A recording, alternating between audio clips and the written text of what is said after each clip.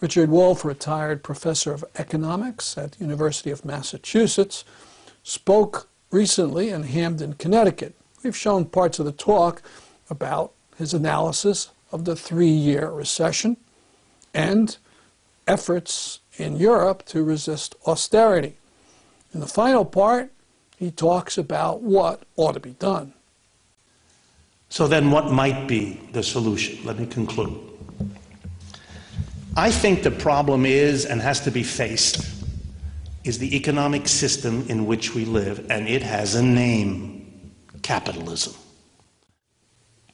In the past, critics like me, with varying kinds of names we can go into, have thought that a solution lay in having the government take a much more active role, even to the point of taking over enterprises and substituting central planning for markets.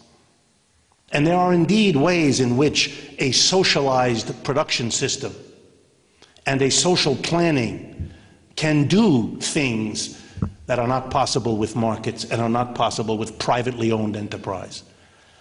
But those systems also fell short, and I think for the same reason that nobody can get a handle on instability in our system. We have to face, and here's my conclusion, the long overdue discussion of capitalism that does not only look at the level of the government and its relationship to business, but looks right into the heart of the capitalist system, where most of us live, at the workplace, how that workplace is organized, the unspoken, the taboo, the part of the story that almost everyone kind of misses or ignores. What is going on in production? That place where we spend most of our adult lives, 5 out of 7 days, 9 to 5, working, producing goods and services of one kind or another. We have accepted, most of us, and the society as a whole, that it must be organized as follows. Monday to Friday, you come to work. You use your brains and your muscles for all 8 hours. You produce an output. You go home, and the output belongs to the employer. And the employer decides what to produce, how to produce, where to produce, and what to do with the profits. You just come and do what you're told and leave behind what you produce. Suppose it were different. Suppose the workers themselves had the function of making those decisions. Suppose the job looked like this. Monday to Thursday, you come to work, you do what you've always done. Your special task in a division of labor. Friday, you come to work, but you don't go to your usual place. You don't wear your usual outfit. You spend all day Friday with all the other workers, and in a democratic one-person, one-vote arrangement, you make the decisions what to produce, how to produce, where to produce, and what to do with the profits your labor have generated. That's a fundamental change in how the system works. It goes far beyond the changes we've talked about in the past. Far beyond substituting markets with planning or private enterprise with public enterprise.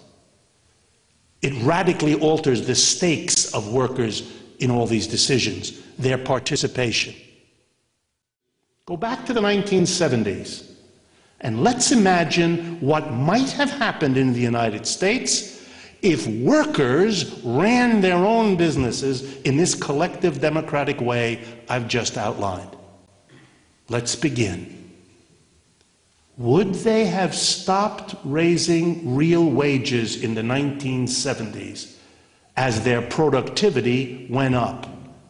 No way. Never would have happened. Looking at 150 years of rising wages and an America that went from a small, unimportant country to a global superpower, they would have concluded, logically, that if their productivity keeps rising, they can damn well pay themselves rising wages, as they always had gotten. They wouldn't have. Gee, And if their wages had kept going up, they would never have borrowed the money, just as they had never done it before. Everything about our development as a nation, including this crisis, would have been radically different. Not because workers are nice and employers aren't, but because their situation, their relationship to the job is radically different. Take another counterfactual. Imagine a technical process that's bad for your lungs.